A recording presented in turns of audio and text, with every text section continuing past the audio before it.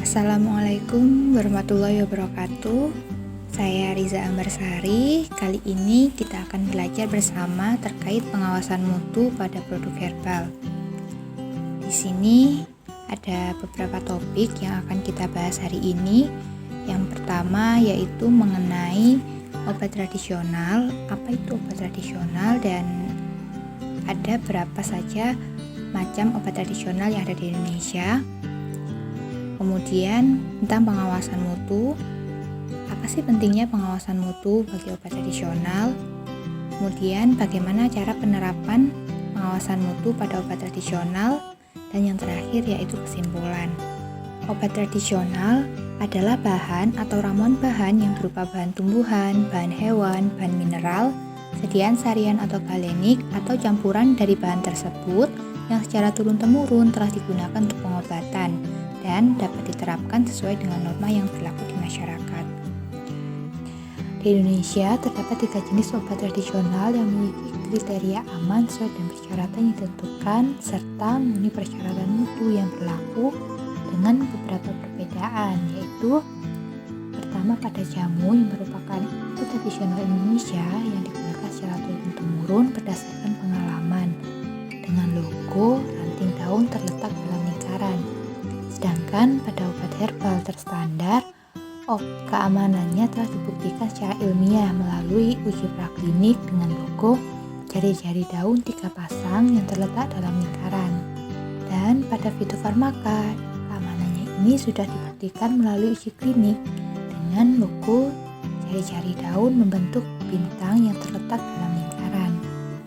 Sediaan produk herbal ini telah digunakan di seluruh dunia selama berabad-abad.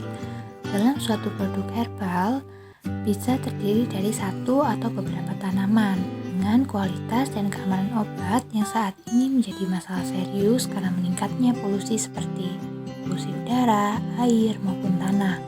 Perbedaan tempat tumbuh dan lingkungan ini juga dapat menyebabkan komposisi kuantitatif maupun kadar logam berat yang terkandung dalam tanaman dapat berbeda antara satu tempat dengan tempat yang lain.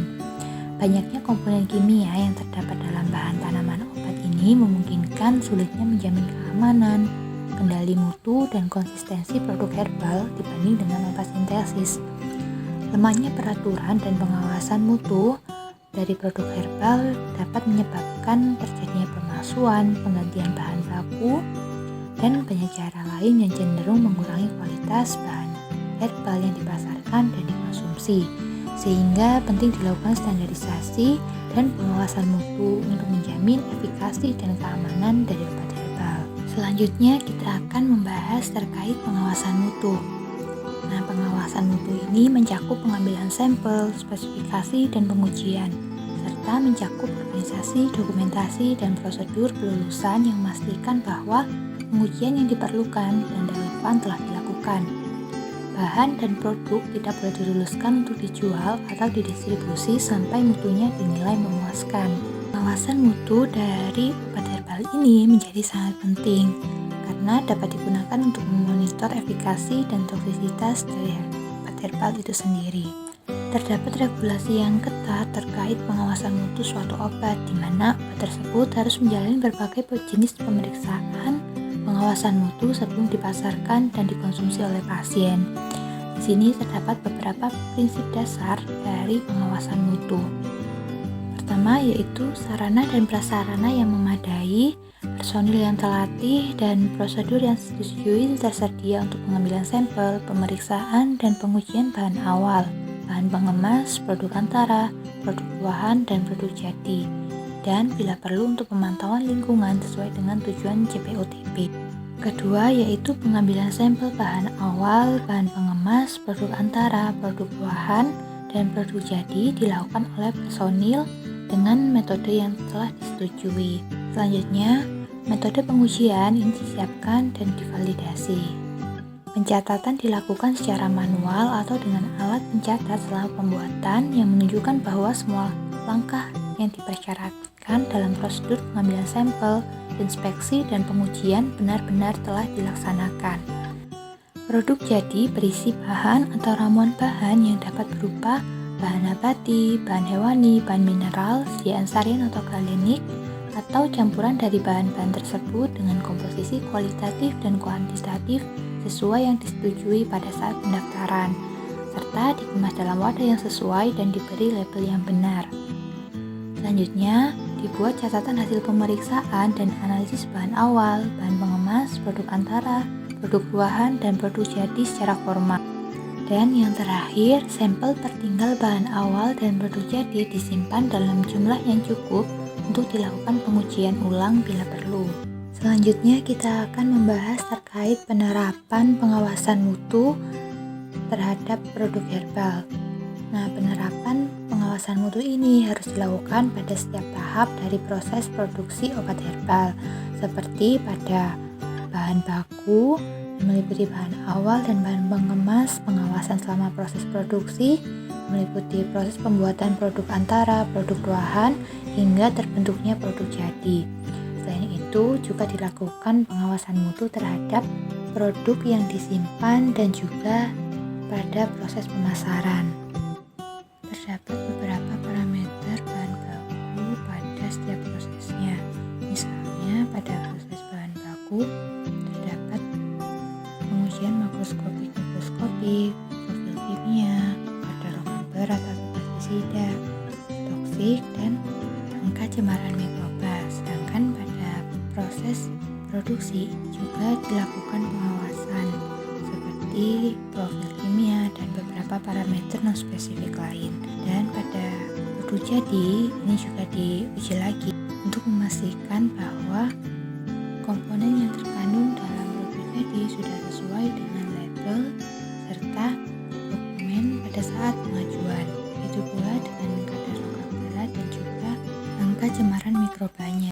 Selanjutnya kita akan membahas terkait bahan baku, di mana bahan baku ini merupakan semua bahan awal baik yang berkhasiat maupun tidak berkhasiat, yang berubah maupun tidak berubah yang digunakan dalam pengolahan obat tradisional.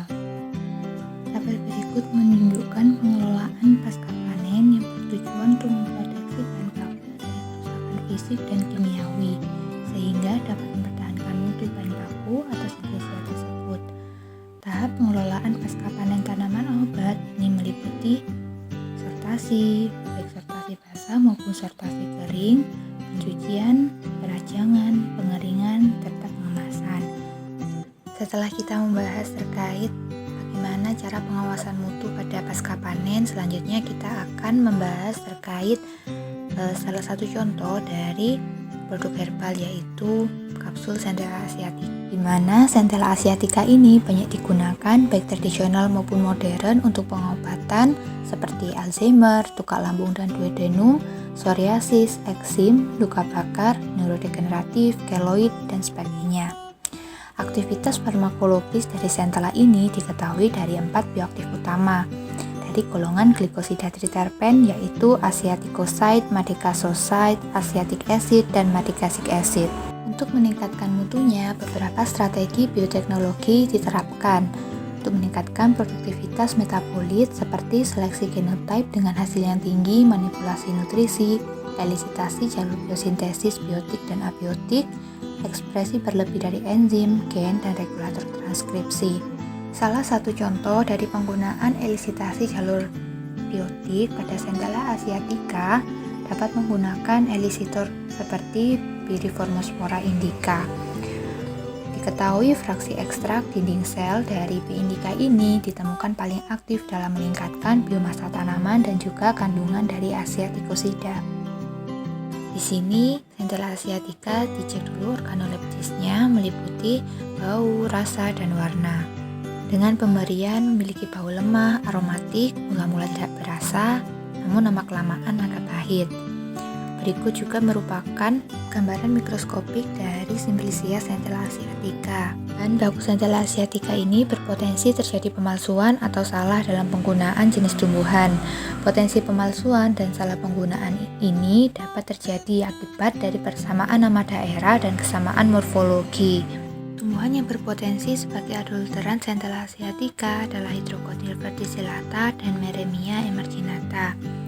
di mana Meremia ini memiliki morfologi yang hampir sama dengan Centella asiatica. Namun setelah diamati secara makroskopis, ada perbedaan pada bentuk ujung daun, tepi daun, warna stolon, panjang tangkal daun, serta ukuran helaian daun. Sedangkan pada gambaran mikroskopis, ini terdapat perbedaan pada ketiga tumbuhan. Pada Centella asiatica terdapat lubang di tengah penampang melintang tangkal daun. Sedangkan pada tangkal daun Hydrocotyle verticillata dan Meremia emarginata masih terdapat sel parenkim bahkan berkas pembuluh. Pada Centella asiatica ini memiliki tipe stomata anisositik, sedangkan pada Hydrocotyle verticillata dan Meremia emarginata ini memiliki tipe stomata parasitik. Analisis senyawa marker dari ketiga tanaman ini memiliki kadar asiaticosida yang berbeda. Pada Centella asiatica memiliki kadar sebesar 0,49%, sedangkan pada Hydrocotyle verticillata dan Meremia emarginata ini tidak memiliki kadar asiaticosida. Berikut merupakan identifikasi tambahan ketika identifikasi morfologi seringkali tidak mungkin. Metode DNA profiling ini telah terbukti efisien dalam membedakan bahan tanaman asli dari bahan campuran, sehingga direkomendasikan untuk mendeteksi penggantian atau pemalsuan tanaman. Lebih dapat diandalkan ketika sulit membedakan antara spesies yang berkerabat dekat atau mirip secara morfologis. Demikian merupakan beberapa contoh identifikasi tanaman yang berpotensi terjadi pemalsuan atau salah dalam penggunaan, di mana dampak dari kesalahan ini adalah pengaruh yang berbeda terhadap penyakit yang dituju, atau bahkan tidak ada pengaruh, atau mungkin dapat saling melengkapi.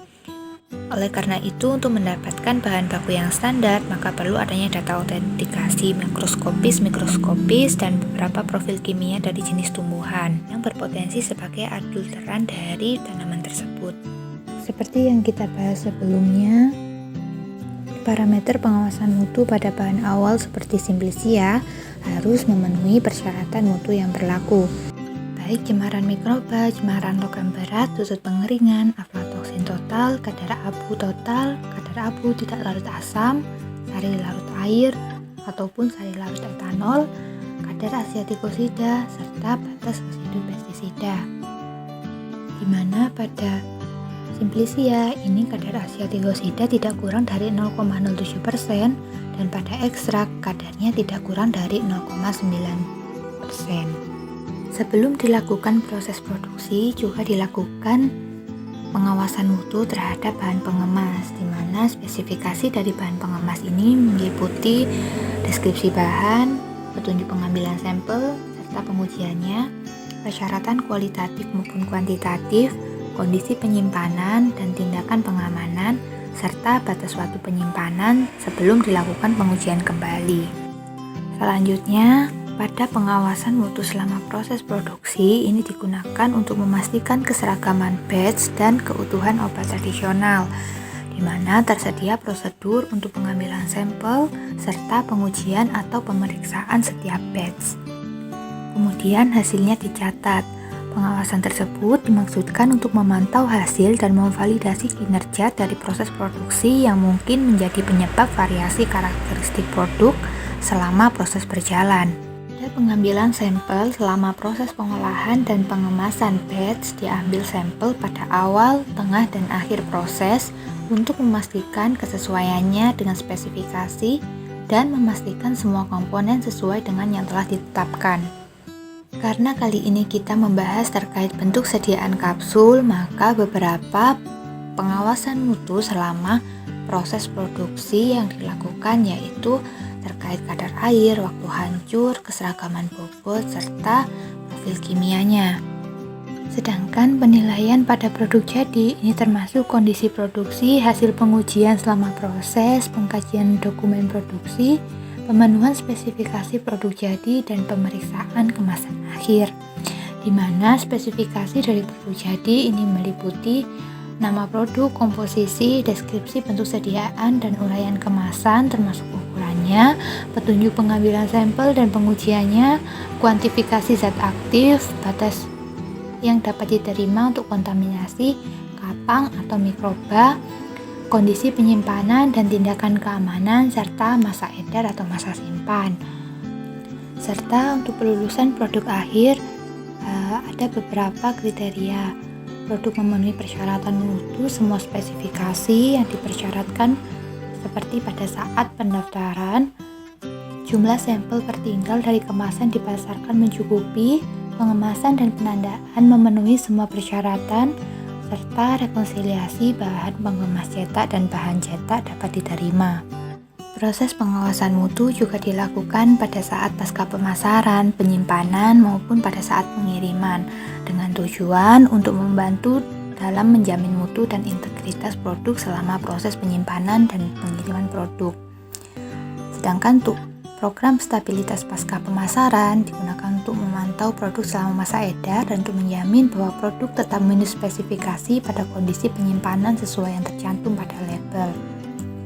Sedangkan pada uji stabilitas pasca pemasaran meliputi pengujian fisik, kimiawi, mikrobiologis, dan biologis yang relevan, serta terdapat kriteria keberterimaan, kemudian parameter lain yang berlaku spesifik bagi obat tradisional. Berdasarkan materi kali ini dapat disimpulkan bahwa pengawasan mutu dilakukan pada setiap tahap mulai dari pemeriksaan dan pengujian pada bahan awal, bahan pengemas, produk antara, produk ruahan, dan produk jadi, serta memastikan bahwa stabilitas dari zat aktif dan produk jadi tetap dipantau untuk memonitor efikasi dan toksisitas dari obat herbal. Berikut merupakan daftar pustaka yang saya gunakan. Terima kasih atas perhatiannya, dan jika masih ada pertanyaan atau masih ada yang ingin didiskusikan, bisa dituliskan pada kolom komentar di bawah. Dan jangan lupa untuk like, comment, and subscribe.